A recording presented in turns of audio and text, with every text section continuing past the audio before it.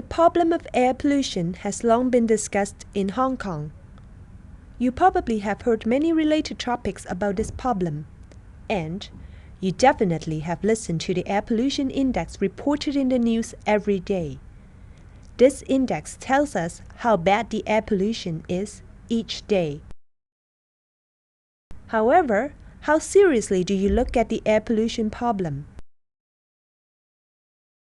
Let's take a look at the air pollution in one of the busiest districts in Hong Kong, Causeway Bay.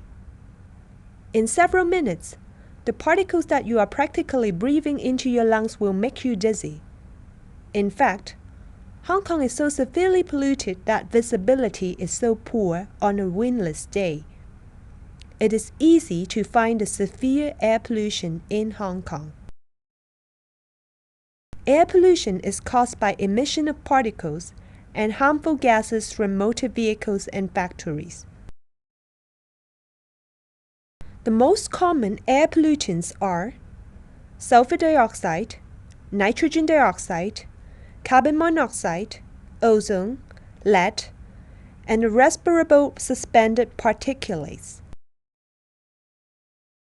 Among these pollutants, fine particulates, ozone, and nitrogen dioxide are mostly emitted by motor vehicles. The fine particles, known as respirable suspended particulates, is causing the most serious air pollution problem in Hong Kong. These fine particles are small enough to travel through our respiratory system.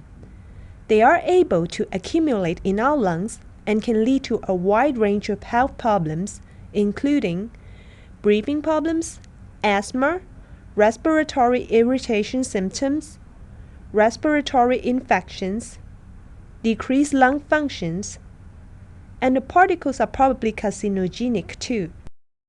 Other pollutants like nitrogen dioxide and ozone can cause respiratory irritation.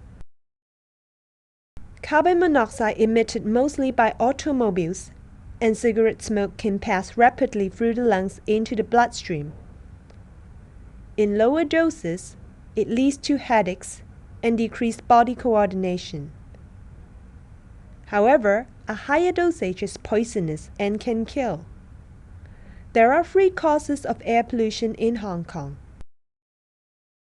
First, the increase of population raises the demand of energy, and thus more fuel is burnt. Dust particles, carbon dioxide, and nitrogen dioxide are released during combustion.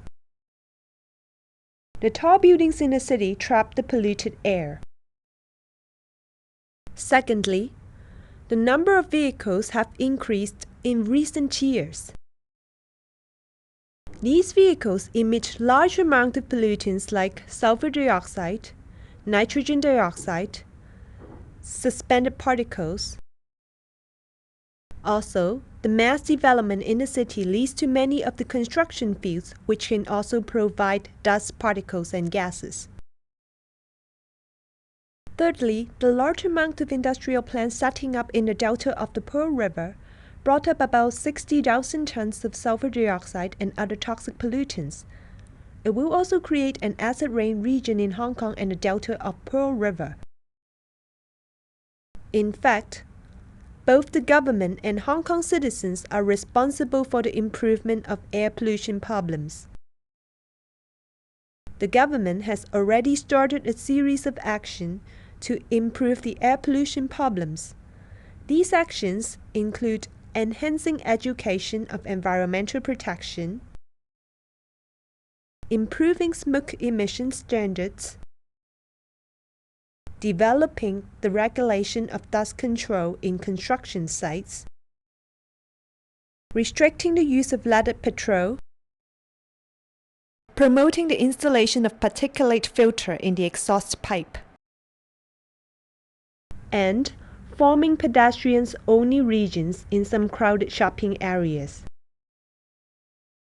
Meanwhile, all individuals have to take up the responsibility. For example, we can take public transportation instead of private vehicles, Drivers should turn off the engines when the vehicles are not moving. And we can choose to buy the electrical appliances with efficient energy labels. For the sake of the future generations, all of us have to be serious about the air pollution problem.